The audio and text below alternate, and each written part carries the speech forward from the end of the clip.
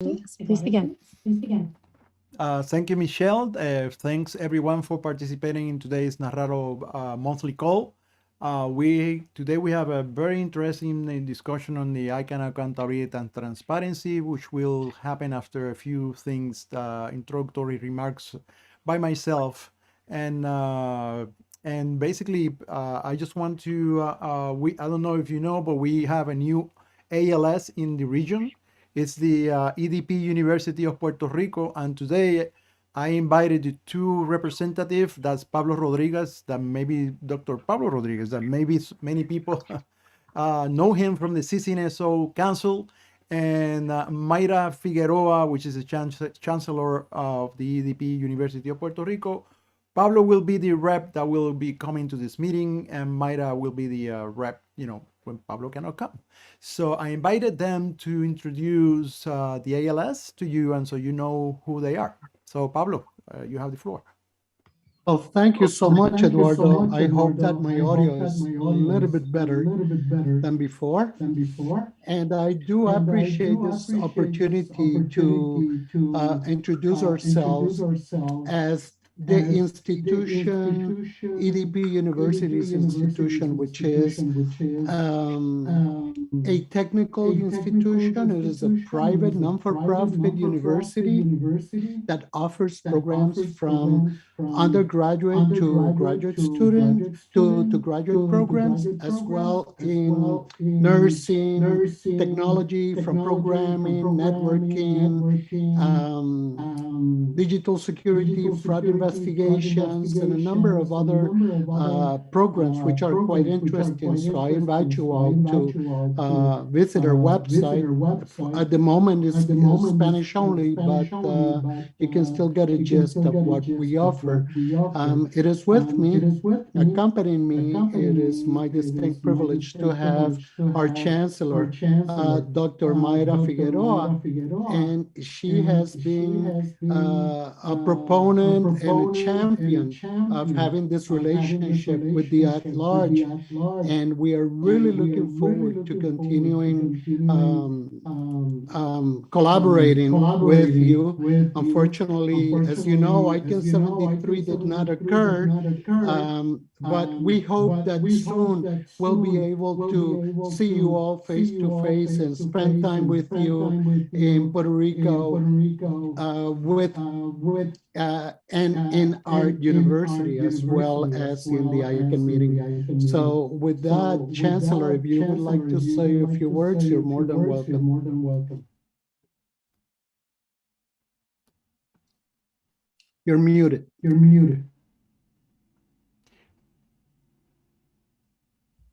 Good afternoon to all. My name is Dr. Mayra Figueroa. I am the Chancellor of EDP University, Torrey San Juan campus. It's a pleasure for me to join you in this meeting. I am very proud of being part of this initiative, and we will be working and collaborating. Thank you to you all. Thank you, Mayra, and thank you everyone, for being here today, and thank you for being part of the family, in NARALO family. So welcome, and we hope to see you around going forward. Yes, we know, Pablo, EDP University. So I want to give the floor to Glenn. He's going to talk about election updates and some new presentation topics, and the introduction of a new individual member, Michael Pelagio. So Glenn, you have the floor.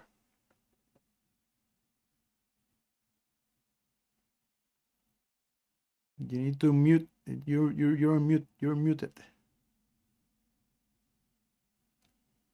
Yeah, I think I was muted by staff, so I'm unmuted now. So you can hear me okay? Yes. Okay. Welcome everybody. And I was just saying welcome to our new members and thank you for coming today. This is part of a process that Eduardo has conceptualized, and it's been working quite well. All of last year, we've been focused on issues and topics that are very hot issues that were within their community that require, you know, elaboration or clarification. So today's session will be focused on the same thing, but I have a bit of, as secretariat, I have a little bit of work to do outside of our educational series. So I want to talk about the election for a minute. So we don't have it hammered down yet into exact timelines. So I'm giving you the rough timelines, and staff can post it, but roughly it follows the same sequence. It starts in May, the announcement, and we have in our bylaws with NARALO a 30-day notice that the election is coming up. So roughly May 7th, and it's going to be give or take a day or two, the announcement for the call for the nominations.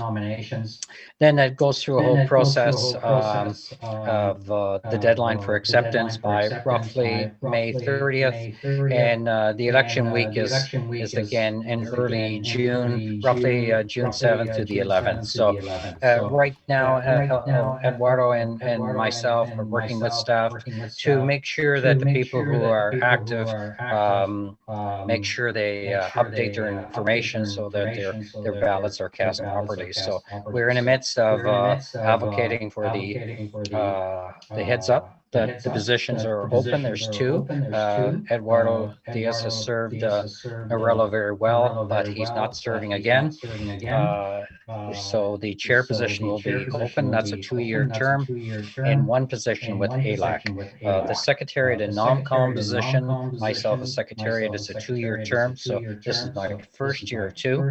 And Judith Hellerstein of Nomcom is in the first year of her 2-year term as well. So again, to repeat, the two positions, the chair and one ALAC spot, will be becoming available. So that's the quick update on the election.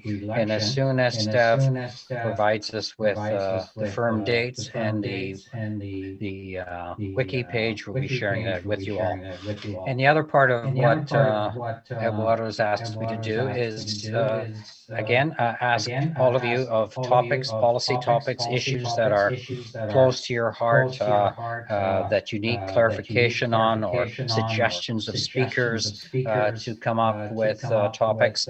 We have our March and April topics set, and I'll leave it to Eduardo to talk about the March event and how we plan for that one, because it's corresponding with the Icann meeting. And then we have the April, where we again respond to David Mackey's suggestion. He needed, and I think it would be beneficial to all, on public interest framework. So that session is being organized in for April, but we're very much open for the other months. If there's any other topics that are close to your heart, please step forward, let me know, and we can work on getting the speakers. And we try to have it like today, 2 people.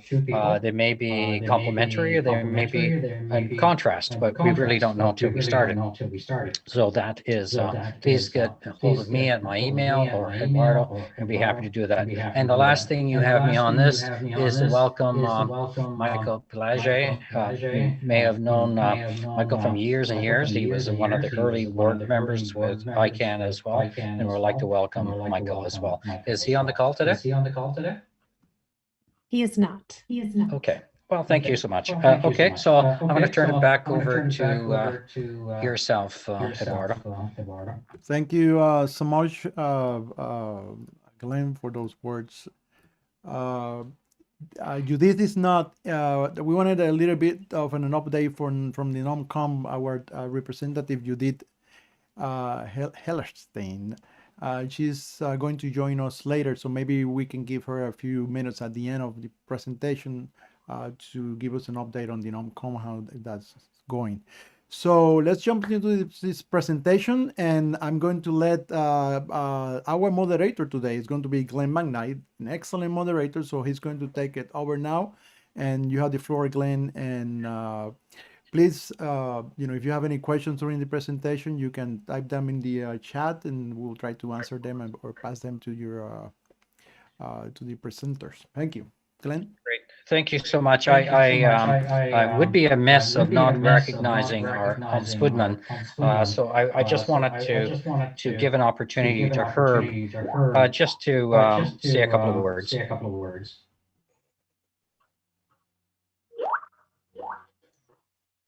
I don't. Hi, Glenn. Herb here. Can you hear me? Yes, we can. Yes, we can. Okay, sorry about that. I'm multitasking here. We're having a bit of a problem with one of our horses here on the farm, so I'm walking between the barn and the house. But thank you for mentioning that I'm on the call, and I'm just going to say hello to everybody in the North American region, and wish you all the very best. And hopefully we'll see you in June. And I'm really looking forward to getting back to Puerto Rico like everybody else when the time comes. So take care, everybody. Stay safe and be kind. Thank you very much. Thank you again. Okay, so let me jump in. So what we have today is our topic is Icann accountability and transparency. We were actually discussing this topic a couple of months ago, and then we saw quite a bit of discussion in the at-large list, coincidentally, but not associated with that discussion. It was something that we felt it was an important issue to bring up. And so I just want to reiterate what we've been saying that we're going to be focused on today. Icann believes that the Accountability and Transparency Framework, ATF, is the foundation to encourage participation, instill trust, make information accessible, and have sound dispute and review mechanisms for the multi-stakeholder model to operate effectively. So we're going to be delving deeper into this concept, how effective Icann has been, and we've invited our two guests to talk about this topic. So let me just do a quick introduction.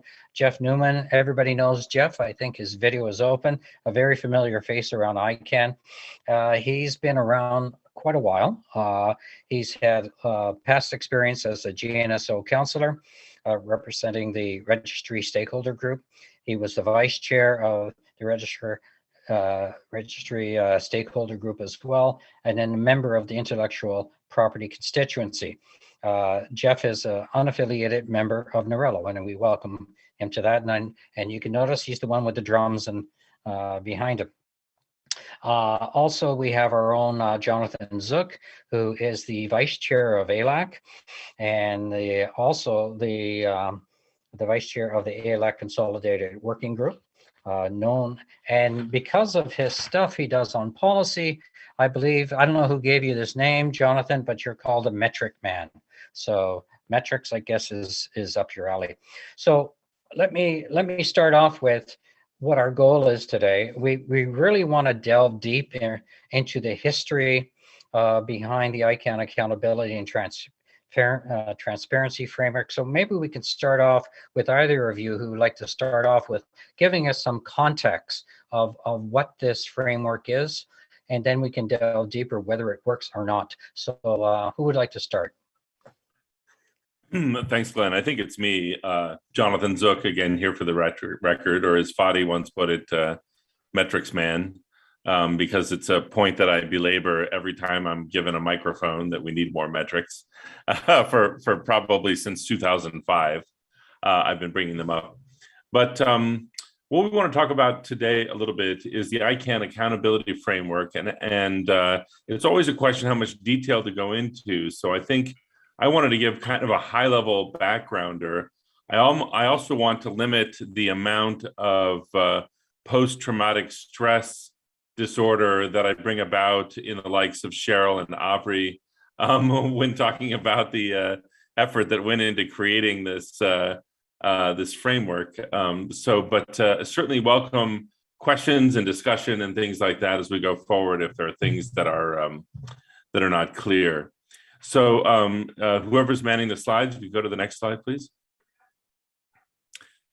So there was something that was proposed back in 2014 that has come to be known as the Ayana Transition.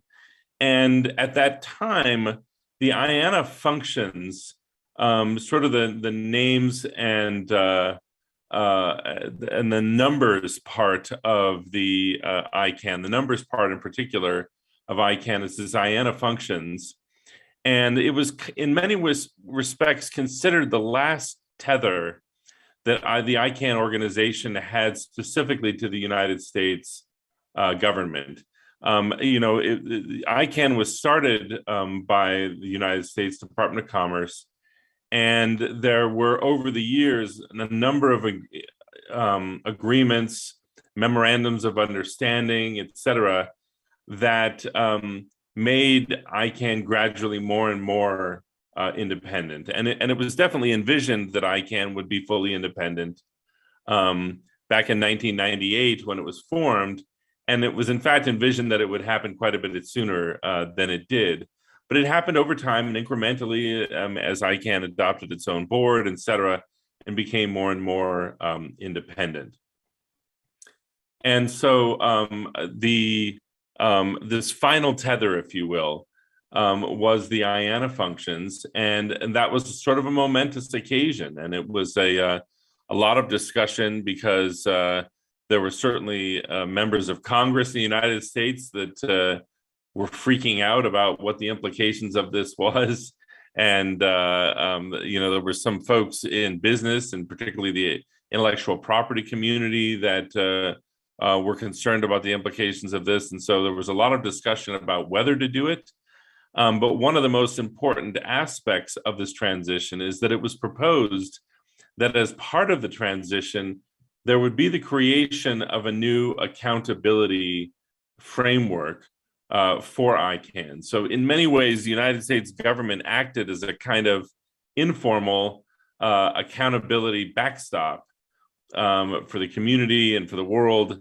It's like, calling somebody's parent and telling on them was sort of the accountability framework that existed prior to this, where the United States government and the Department of Commerce in particular were sort of like the parent of Icann. And so changing that relationship and allowing Icann into adulthood meant really coming up with an organic accountability system for Icann. Next slide, please. So if you think about it, and I apologize for the graphic, when you're limiting yourself to free graphics, you're often limited in your options when operating quickly. So I'm sorry, these are all white men in suits. That's not really representative of the Icann community. But the effort here is, and that is that as a community, we're often trying to move Icann. And so the accountability framework was designed to facilitate the community's efforts to kind of move Icann along. What's unclear from this image, when you look at it though, however, is are we trying to push the boulder up the hill, or are we trying to keep it from rolling down the hill? And those are two different types of efforts. One's kind of a proactive effort, and one's more of a reactive effort. And that became one of the central conversations that was taking place during this time of developing the accountability framework. And so at one point, there was even a proposal that Icann become a membership organization.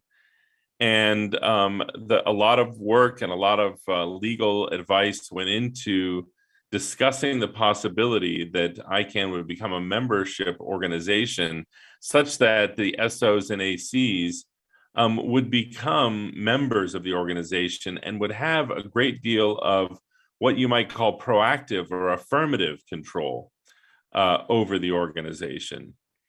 But there was pushback from the board and in fact from the ALAC on that idea, and there was legitimate concerns raised about whether or not Icann could maintain momentum if it was too subject to ups and downs within the community, et cetera. And so that idea of it being a member organization was rejected, and instead what were put in place were some fundamental bylaws that gave specifically outlined powers to the community. Next slide, please.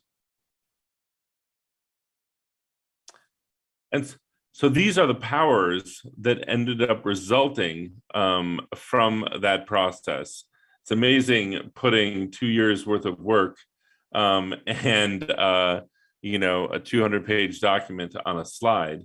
But this is fundamentally what was put in place as a result of this effort to build an accountability framework for Icann. So the so-called empowered community, empowered by these fundamental bylaws, have the following capabilities. One is to reject the budget or strategic operating plans. In other words, when a final budget or a strategic or operating plan is published, there's an ability to reject this and send it back to the drawing board. And that's part of the reason that Xavier does such a rigorous job of getting community input along the way. And he's done a terrific job of making the development of the budget and the strategic and operating plans a pretty interactive process, so that there aren't some surprises at the end that would lead the community to want to reject the plan when it came out. The second power is to reject changes to Icann standard bylaws. So if there was an attempt to change the bylaws, the community has the ability to reject these changes and roll them back. The third is to approve changes to fundamental bylaws and or articles of incorporation. The fourth is to remove individual Icann board members. And the fifth is to recall the entire Icann board. So obviously those last two are the most dramatic, but they're all fairly dramatic in a number of different ways and fairly disruptive to the everyday operations of Icann when you think about it. So they really are meant to be a process of last result if the interactive processes that are put in place fall short.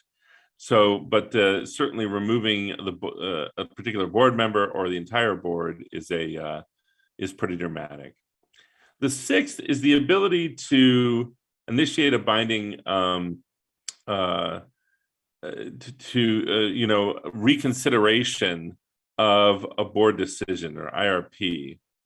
And so there's always been the ability prior to the transition for a party that is unhappy with a board decision to ask the board to reconsider that decision. And then the board can reconsider it and potentially just come out with the same conclusion. And so the addition that was part of this accountability framework was the ability to to essentially appeal the decision of a board to an outside body. And so that was a fairly new process, to have a binding reconsideration process that involved an external third party arbitrating the dispute between whoever the individual is and the board. And so that has the potential to be used more frequently, and Jeff will get into some of that in his discussion, than some of these other mechanisms. Beyond this, the only ones that have really been used to date have been requests for documents and information, during the PIR acquisition debate and things like that. But on the whole, we have not had to invoke these more sort of draconian accountability mechanisms. And some might argue that they're difficult to use because of how draconian they are, but that's the framework that's in place. And then finally, we can reject Icann board decisions related to reviews of Ayana functions, including separating Ayana away from Icann if the community starts to believe that Icann is doing a poor job of managing the Ayana functions, and that seems the least likely of all. Next slide. So one of the questions that came up during this 2-year conversation about putting a framework in place is who watches the watchers. And so a lot of this was sort of aimed at the board. And that was difficult because the board was participating and sometimes was taking this personally. But there had been a couple of incidences in which the community were concerned about actions the board had taken. And that's another reason that these powers became sort of reactive. There was a concern about an overly active board in some respects, rather than, for example, an inactive board. And so the question then becomes, okay, we've put these mechanisms in place to watch over the board. Who keeps the community from going crazy? And then the third conversation that was had was about staff accountability. Next slide. So there were some discussions both about board inaction and about staff accountability that were part of this workstream 1, as it's called now, function, the CCWG, prior to the transition. But again, a lot of the pushback is that accountability for the staff should go through the management of Icann org, and ultimately the CEO and then the board, as opposed to coming up with direct accountability mechanisms such as the one that we came up with vis-a-vis the board.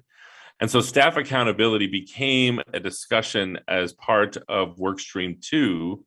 And from that, there was this recognition that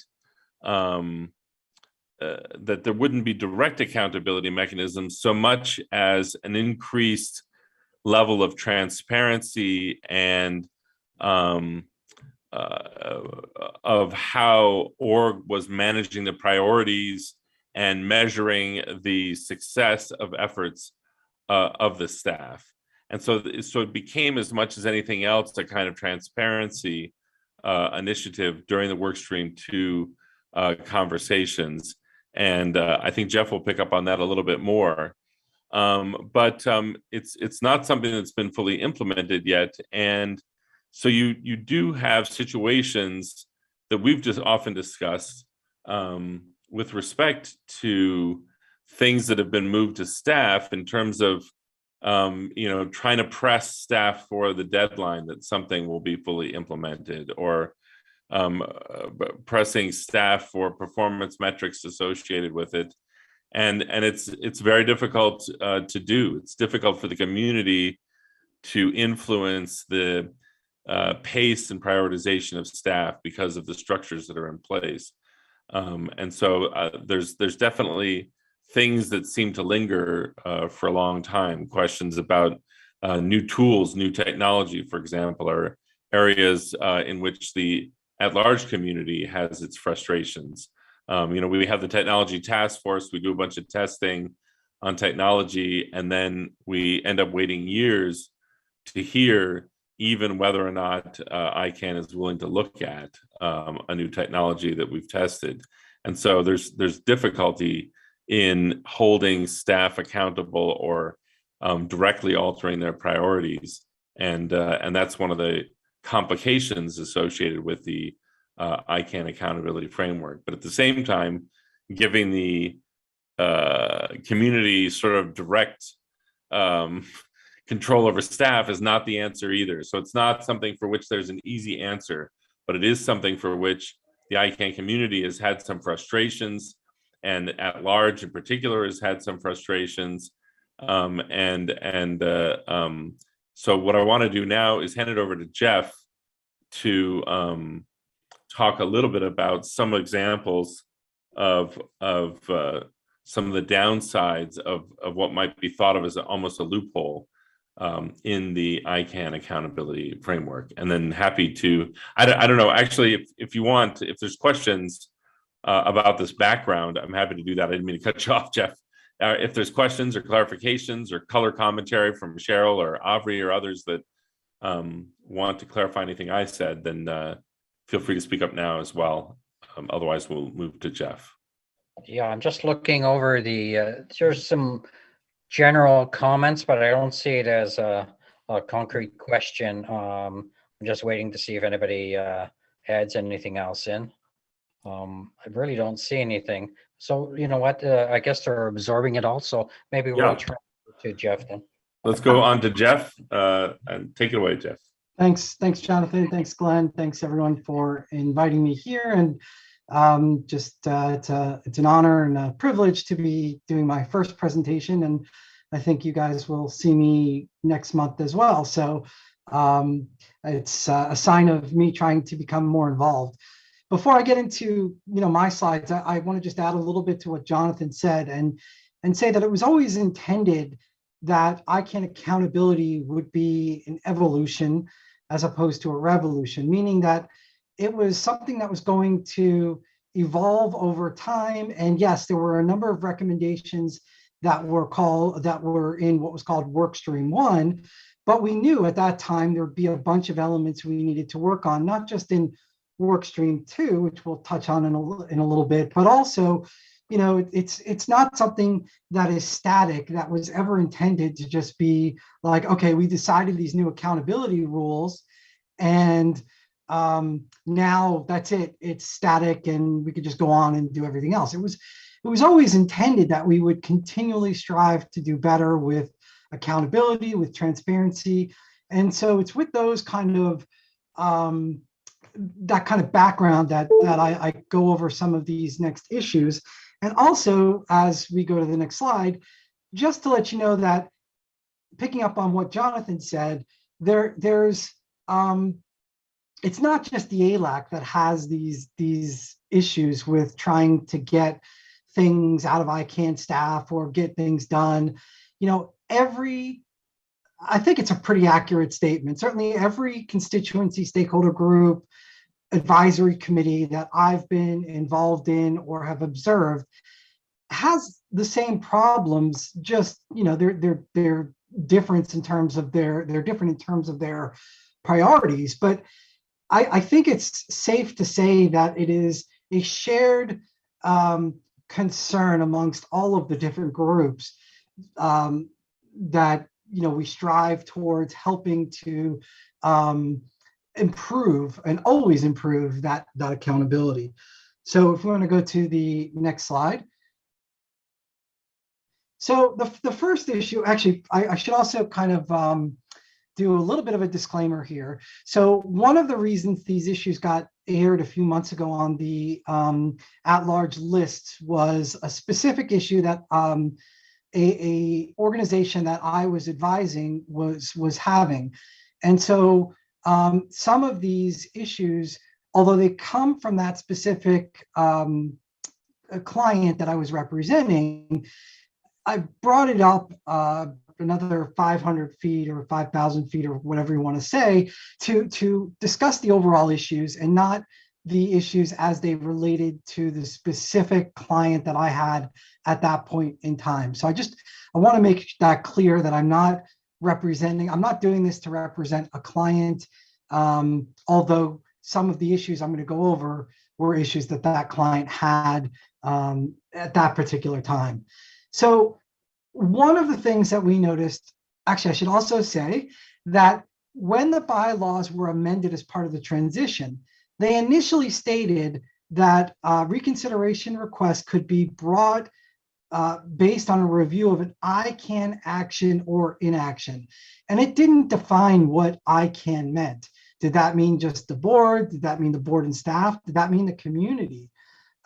Ultimately, this issue was discussed by the hard work that Jonathan, Cheryl, and so many others in this group worked on. And they realized that it was not just intended to apply to the board, but also to staff. And so there were a number of things that were added to the bylaws, which I sent a link around in the chat, that related not just to board action or inaction, but also to staff action or inaction. But one of the provisions in 4.2S of the bylaws didn't change from its original version, other than, actually didn't change from the original version. And so therefore, even though the rest of the provisions in that section applies to board or staff action or inaction, this particular section, which relates to urgent requests for reconsideration, only applied to board action or inaction, not staff action or inaction. And many of us believe that that was an oversight, and that was something that wasn't intended, but it is the way that it is drafted in the bylaws. So what does that mean? So if there's an action or inaction of the board where someone believes that they've been harmed and they believe that they need to submit a reconsideration request on an urgent basis because the timelines provided in the bylaws for the regular reconsideration requests are too long, then they may ask the Board Accountability Mechanisms Committee, the BAMC, for urgent consideration. So in the last reconsideration request that was submitted, it had asked for an urgent request, but it was based on staff inaction. And the BAMC came back and said, no, I guess reaffirmed the language of what's in the bylaws, which means that only a board action or inaction can be challenged in an urgent reconsideration request. So no matter what the staff does or doesn't do, in the case of inaction, someone cannot bring an urgent or make a request for an urgent reconsideration request if it's based on staff action or inaction. Again, I don't think that was intended, but at the end of the day, if that was intended, well, that is the language at the end of the day, and if that is something that the community wants to look into, it's something that would specifically need to change. The other thing that's interesting is if you examine this a little bit more closely with respect to board action or inaction, what it says is that a requester can file an urgent request for reconsideration within 2 business days of a board resolution. Okay, that seems, kind of normal and sounds kind of right. But then the question comes up, what if you want to make an urgent request because the board didn't pass a resolution or it didn't act when it was supposed to? You can't do that because if there's no board resolution, there's no urgent request for reconsideration. I think that's important because to me, that's something that says that, what kind of inactions are actually subject to an urgent request for reconsideration. You would think that the most common basis for complaining about board inaction would be the failure to pass a resolution on something you cared about. So I think that's an interesting little hole that needs to be fixed. And if we go to the next slide. So sticking with the board inaction. So, the board has a responsibility in the bylaws to do a number of things. And I tried to pick out something from the at-large. And one of the things the board's responsible for doing is to approve changes, modifications to the operating procedures. Well, what if the board doesn't? What if the ALAC presents some changes to the operating procedures, but the board just doesn't do it? The board just doesn't pass a resolution accepting it. It doesn't just do anything. Well, obviously, you can bring a request for reconsideration, but not on the expedited timelines of an urgent request. This has really come up a lot, though, where you're talking about contractual matters, whether it's with the registries or registrars, where either the staff or board fail to take action when they're supposed to take some action. And so Jonathan and I were kind of struggling to come up with other examples, but at the end of the day, the reality is until someone experiences an issue and then tries to bring in a reconsideration request, sometimes it's hard to hard to contemplate what these issues would be. But there is one that Jonathan and I talked about on a number of occasions, and Jonathan actually mentioned it just earlier, which was that there have been requests from or to the staff to implement board-approved processes such as the ITI, which is, I'm trying to remember what it stands for now. I know it's Transparency Initiative. I guess it's Icann Transparency Initiative, if I think I got that first I right. So Information. Information, thanks. Was that Judith? Yes. Yes, thank you, Judith. Sorry about that. So, there's a number of things where, either the ALAC or individuals from the at-large could bring a reconsideration request for the failure to implement ITI, but just, as we talked about before, not on an urgent basis. So if we go on to the next slide. So this didn't come out so great, Jonathan. Sorry about the layout here. It was intended to be two different sides, so we'll try to fix that for the official version. But nope, we can go back, sorry. So this is kind of important too, and it wasn't something that we necessarily realized at the time. But in 2016, in November 2016, Icann approved pretty quietly a document called the Delegation of Authority Guidelines. And what that document was intended to do, which is on sort of on the right side of this slide, was intended to really distinguish between what are the responsibilities of the Icann board versus what are the responsibilities of the CEO and the responsibilities of senior management within Icann.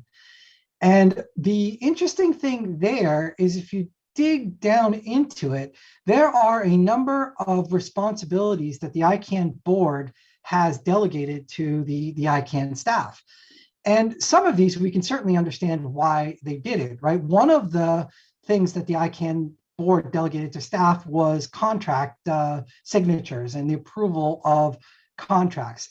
In 2016 was a time when there were a number of new TLDs, we're not there yet, a number of new TLDs that were approved, and they all needed contract signatures. And there were a number of top-level domains that needed, there were agreements that had amendments and all sorts of, normal routine things that go on with contracts and the like. But if you can imagine if the board had to have a resolution and actually approve all of these contracts and all of these amendments, 1,200 contracts and that many amendments and assignments and all this other stuff, you can understand why the board delegated that authority to the staff. But one interesting thing happens because of that. Because the board is delegated to the staff, you're not going to have board action or inaction on any of those items. What ends up happening is you have staff action or inaction on those items. So what's the impact there?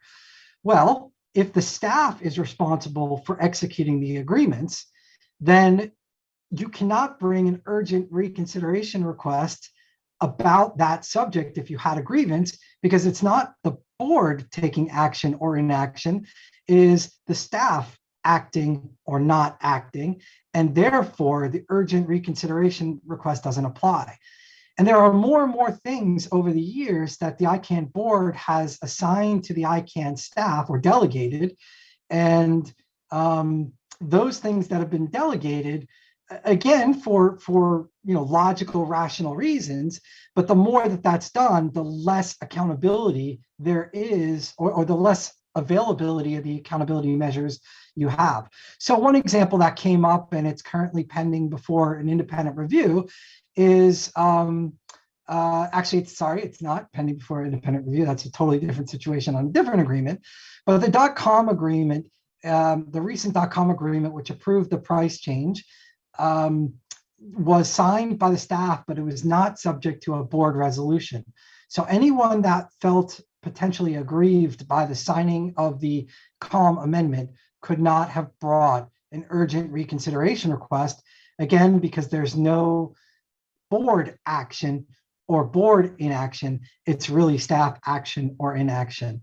So I think, and Marita brings up a good comment in the chat. Well, isn't staff acting on behalf of the board? Isn't that still the board responsibility and can't one allege? And the answer is no, not on the plain reading of the language. And if you look at the reconsideration request in the .hip hop case, you will see that Icann board, the BAMC, strictly adheres to the letter of the language in the bylaws. And so I believe that although it is a good argument to make, that based on past decisions, it's likely that the board would strictly interpret the language, and that being staff action and therefore not subject to accountability. So I'm not sure what's going on with the slides at this point. It's not me that's messing with it. And I know they may be trying to fix it, but so I apologize for that. And hopefully we'll get this slide fixed in the version that gets posted, or we'll resend around this one. You can go to the next slide. And then I just want to cover quickly before we go to more conversation. There are staff accountability recommendations that have not, that's in work stream 2, which is now undergoing some work on implementing some of the recommendations, or whether they're just things that haven't been implemented yet, maybe that weren't included in work stream 2. And I can go on with an example of that if we have time during the discussion.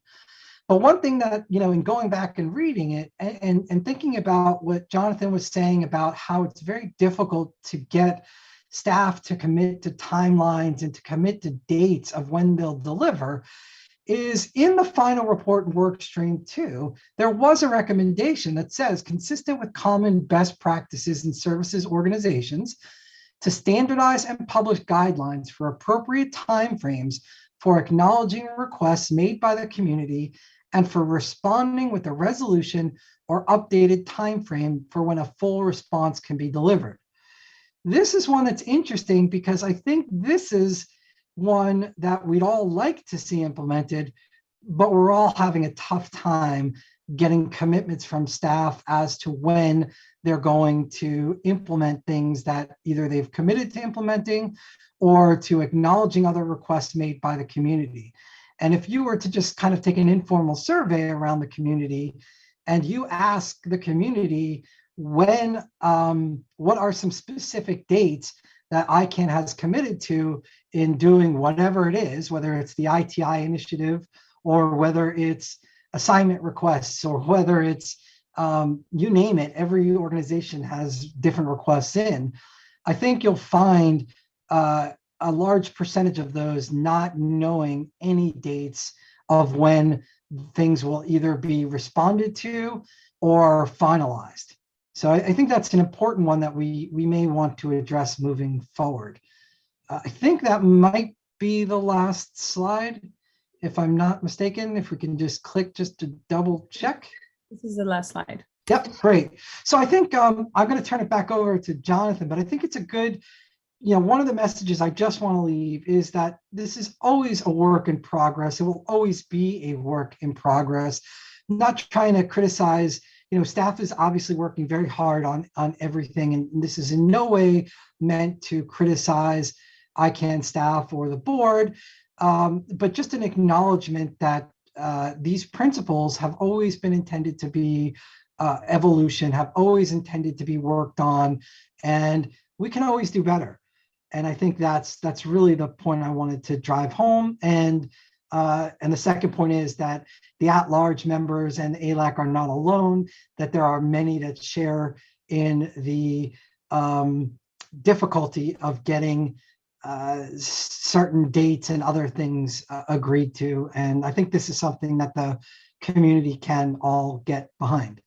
So Jonathan, I'm going to turn it back to you, I guess, or Thanks, Jeff. Yeah, and just to add on to what Jeff was saying, I mean, the part of the difficulty is that this is a little bit like government, even though we don't like to think of Icann as a regulatory body or anything like that. But the staff are almost like the bureaucracy of an organization, and the things on which they're working often extend well beyond the tenure of members of the board, CEOs, et cetera. So there are projects that are have very long timelines, et cetera, that the staff are working on consistently. And I think that part of the difficulty is, what is the shiny new thing, and what is it we should be focusing our attention on now, and what do we sacrifice in order to give that attention?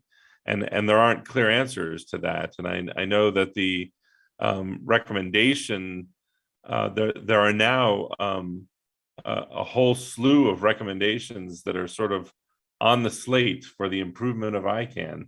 All the workstream 2 recommendations, all the recommendations from the review of consumer choice, competition, and trust, the security and stability recommendations, the accountability and transparency recommendations. And so one of the efforts that's pending is a recommendation prioritization effort. And so, it's going to be an open question whether adding some finesse to these particular workstream 2 recommendations percolate to the top as high priority recommendations to address, because there are so many. There's 300 of them or something like that right now that are part of that overall recommendation prioritization effort. We're currently within the at-large community going through an exercise ourselves that Cheryl is heading up as a small team, like subcommittee of the I keep calling it the overhead and budget, but that's not what it is. Sorry. But the sort of organizational committee that we have, finance and budget, so operations, finance and budget. Thanks, Cheryl. A sub-team of that is currently going over these recommendations just to come up with our priorities for what represents the most important recommendations to address most urgently. And so one of the reasons to have this conversation is to make people aware of some of the issues that are out there that it will be addressed by some of these recommendations. And it could very well be that some of these recommendations related to staff accountability should percolate to the top of our prioritization. But as we say, there are many. And so this is as much background as anything else. And with that, I guess I want to leave room for Judith's presentation, I guess, that we skipped over to get to us. But if there's any questions or comments that you saw, Glenn, you're technically the moderator, so let me know if there's anything that we can. I think Steve is the most active in his comments, but he's not posing them as a comment. So, Steve, do you have a voice? Can you articulate what you're trying to get at? No, different comments, and I don't know which one you mean. One of the comments was, 1 minute. It's the most recent comment was about accountability recommendations, adding more new processes. For example, one recommendation that said that based on best practices, Icann staff or board should agree on timelines to respond to community recommendations. And that is a completely new process, and framing new guidelines and agreeing to timelines for different situations arising from different community members or different communities. And it will, in the end, it will amount to another set of procedures. And responding or acknowledging a request or a timeline for responding to a request can be in many ways. It's like you wanted a computer, here is your computer, it's delivered now, can be a response. You wanted a computer, we look into that, and we have commissioned a team to look into that is another response. We've received your letter is another response. In between, there are different kinds of responses. All that would amount to compliance. So what we have done is adding more processes, and what used to take 3 months now takes 6 months, which will again take 12 months in the future. And instead, we should have thought of designing an all new style of working for Icann. I don't know what we call that. By the conventional definition of accountability, this is what we do, but we need to do something else altogether. Thank you. So, Siva, I just want to ask you directly, do you believe that Icann is moving in the right direction in terms of accountability and transparency, or do you see issues that should be brought up? No, my overall comment is not negative. Icann is moving in the right direction. It definitely is moving in the right direction. In fact, I'm a great admirer of the progress that Icann has made in such a short time as 30 years, since 1998. And these are things that take a lot of time. It's a whole new process, like a government process.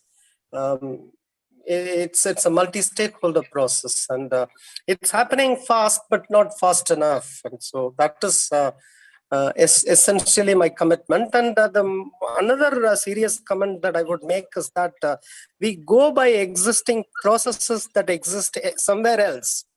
Whereas for Icann, which is Internet Numbers Coordination Body, which is a global multi-stakeholder body, there are no precedents. There are no examples anywhere.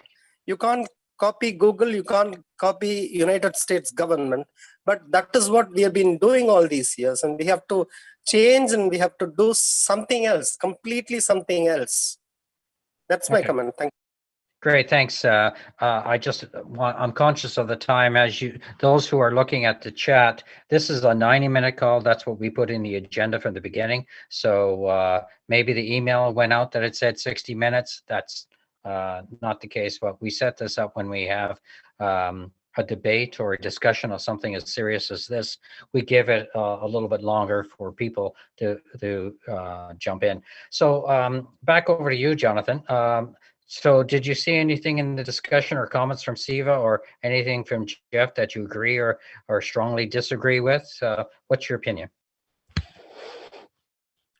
In my case, Marita also has her hand up, Glenn. So, as far as Jeff's presentation, I think I'm inclined to agree with the things he's saying, and I think that the challenge for us, as is so often the case, and in some ways what Steve is touching upon, is that there are so many proposals for things that we could be doing differently that how to prioritize them is going to be one of the biggest challenges, right? And so, you know, with all that we have going on, you know, where are the thorniest problems, if you will, and I don't have the answers to that question.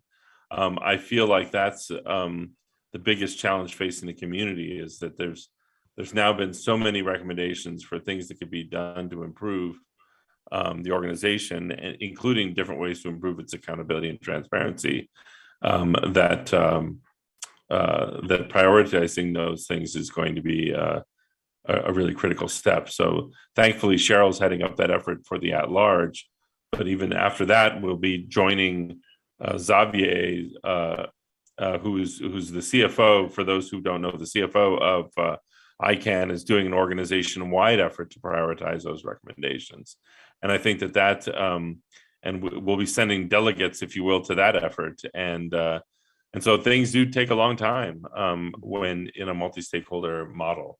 But I think this is certainly an issue and one that leads to some frustrations. And as Jeff said, not just for the at-large, but definitely including the at-large, because that's who we are. And it's going to just be a question of where it falls from a standpoint of prioritization. Marita, go ahead. Glenn, you can call on Marita. Marita, for the sake of everyone, she's the NARALO ALAC member, and she's been deeply involved with multi-stakeholderism. So over to you, Marita. Thanks, Glenn.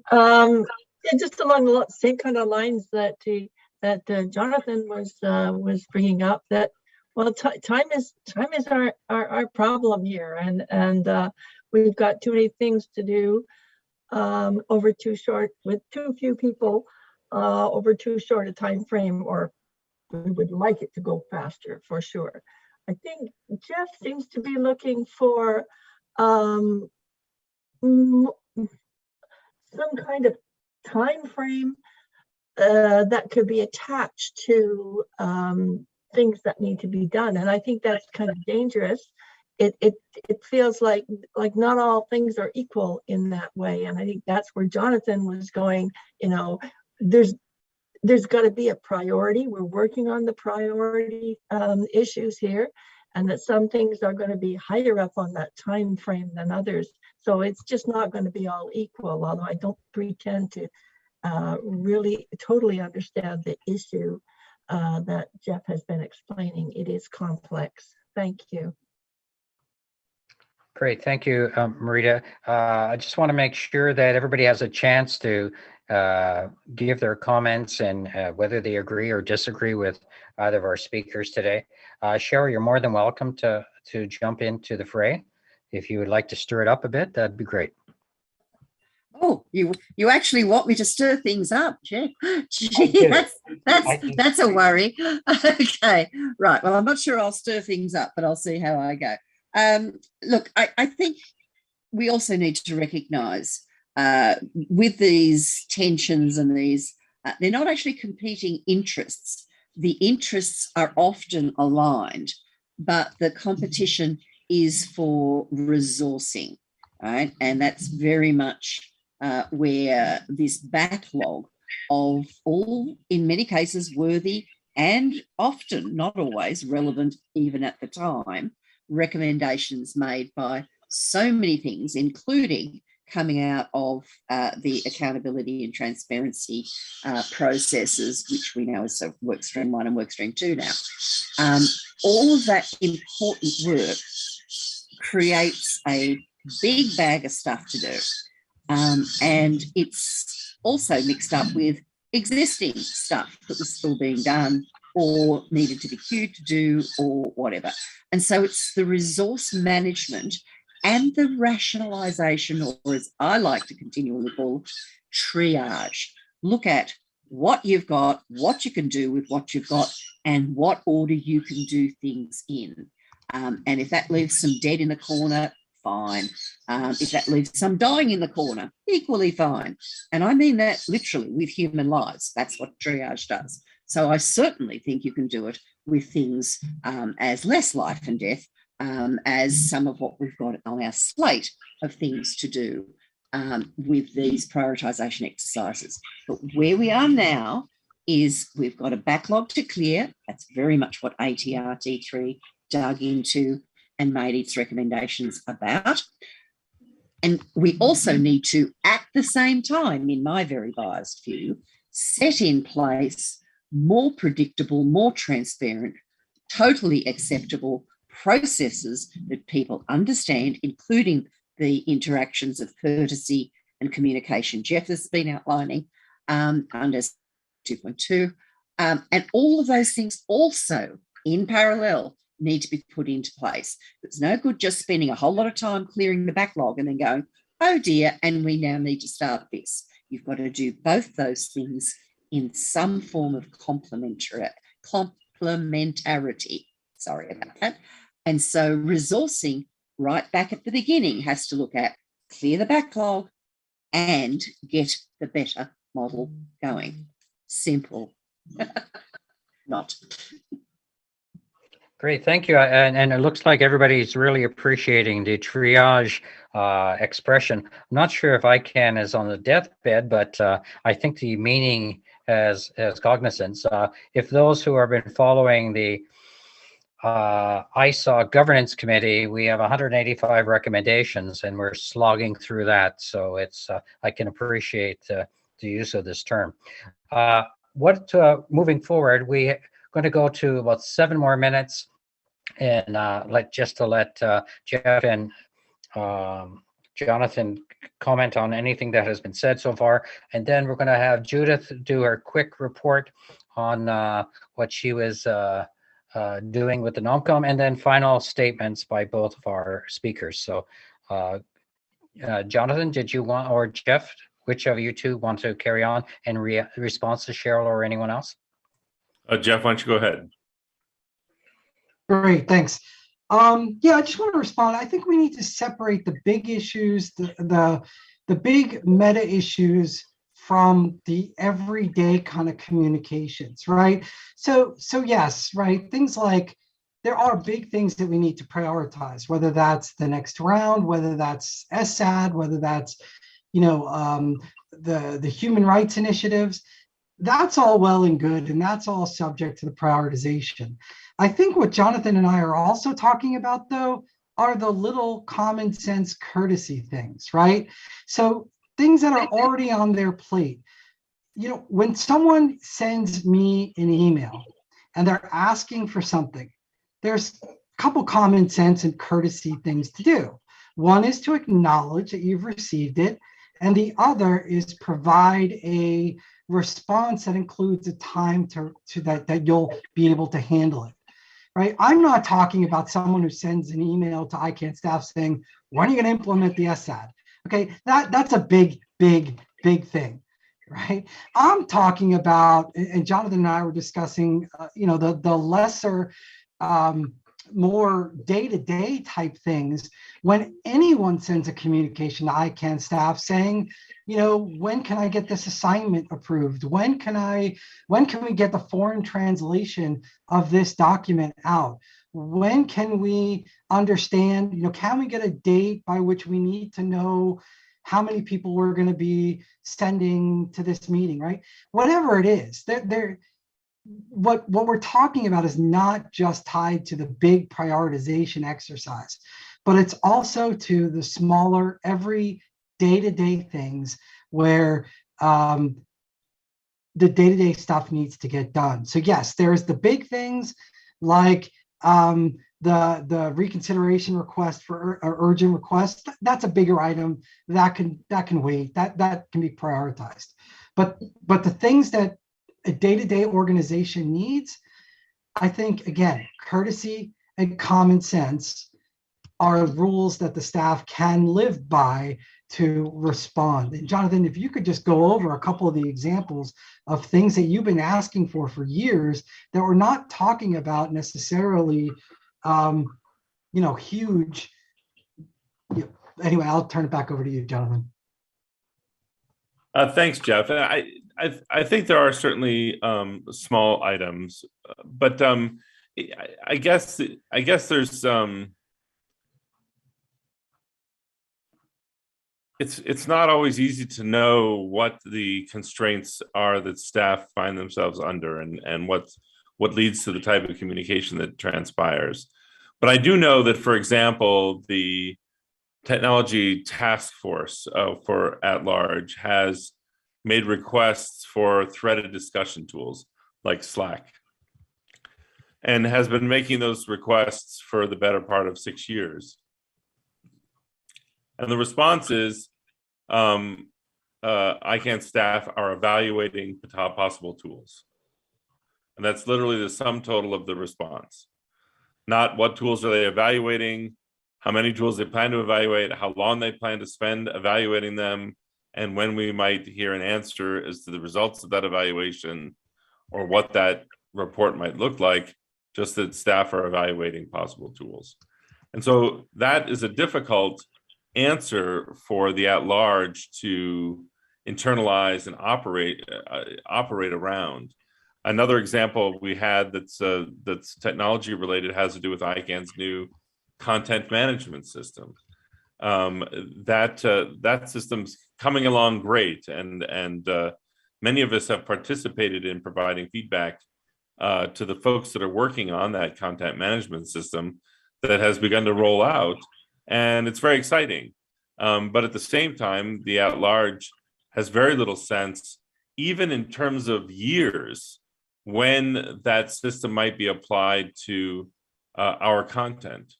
So in other words, we haven't even been given the year in which that technology might be applied to our content, the year. And there's a steadfast refusal to provide that type of assurance, because if we had it, we could make plans like, okay, it's going to take 5 years, then we need to look at an interim solution because we have unique content management needs because of our RALO and ALS structures in terms of getting consistent materials out to the field for outreach and things like that. And so we have a need that is immediate, and they have a technology which is not, and understandably is not, immediate. But the refusal to even give the year in which it might be available is problematic. And so it's not necessarily always, as Jeff said, that it's a small thing. The project itself, this content management system is a big multi-year implementation. There's no question. What seems like a relatively small thing is to engage more with the community in terms of expectations management around the things in which they're engaged. And that's what I think Jeff means by courtesy and common sense, in a sense, is how best to communicate with the community in such a way that that information is in fact valuable for the plans that the community itself needs to make. So that's just some ideas. I don't have any great summation. This is not even the start. I wanted to say this is the start of the conversation, but this is really the continuation of a conversation that has been going on for some time and will continue to go on going forward. But Eduardo asked us to bring it here to the NARALO and to get people's juices flowing and thinking about this as we figure some of these things out. And hopefully that's been useful. Thanks again on behalf of Jeff and me for the opportunity to present to the group. Okay, thank you so much, Jonathan. Jeff, I believe Siva had a short interjection. Siva, go ahead. 2 quick points. One reason why there is an absence of response or a slowness of response from staff or board is that they're very, very cautious, especially because of the accountability processes, because of the processes. If someone says something, he'll get into trouble. If a board member supports something, he or she might get into trouble. So that has to be looked into. And the second comment that I want to make is emphatically that nothing like Icann has ever existed before. And a similar organization does not exist anywhere. So we have to think of all new processes and all new organizational design and an accountability process that will design something rather than specify processes. Thank you. Okay, thank you. And Jeff, you have a wrap-up comment as well? Yeah, I mean, I think at the end of the day, this is a great discussion. It's an evolution, as I was saying. Things can always get better.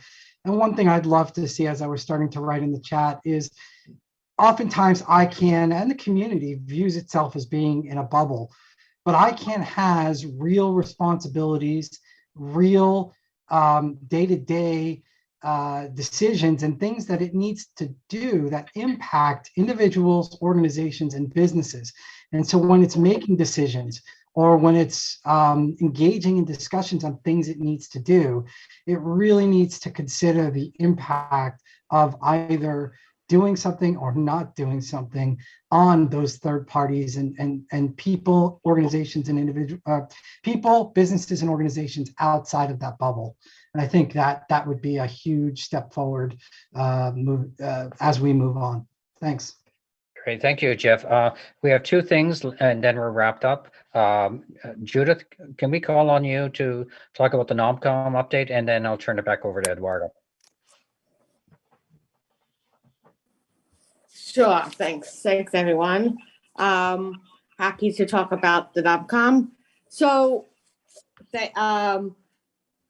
we are coming to the end. We have 1 more month left, a little less than a month left for the Nomcom evaluations to end March 9th. So far, we've only gotten one application completed for the North American ALAC and one nomination completed for board. We had over 50 people start applications, but they have not completed them.